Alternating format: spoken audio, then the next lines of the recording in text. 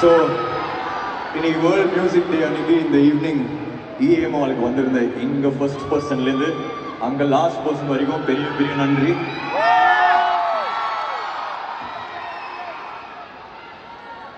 And இந்த 15 years ஜேர்னியில் வந்து நான் சொன்ன மாதிரி இவ்வளோ லவ் அண்ட் அஃபெக்ஷன் கொடுத்து இன்னைக்கு வந்து அங்கே இருந்த என்ன இந்த ஸ்டேஜில் வந்து நீங்கள் மாற்றி விட்டுருக்கீங்க.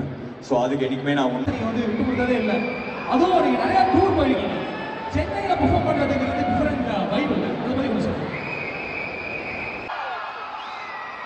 ஸோ இந்த லேபிள் ஸ்டார்ட் பண்ணி இந்த ஃபர்ஸ்ட் சாங் ரிலீஸ் பண்ண அப்புறம் இப்போ நம்ம கான்சர்ட் வரணும்னா அவங்க ட்ராவல் பண்ணணும், டிக்கெட் வாங்கணும், அதெல்லாம் கிடையாது.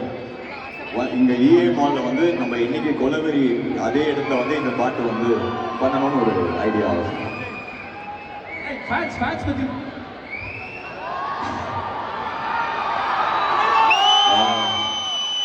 ஃபேன்ஸ் கிடையாது, ஃப்ரெண்ட்ஸ் தான் சொல்லுவேன்.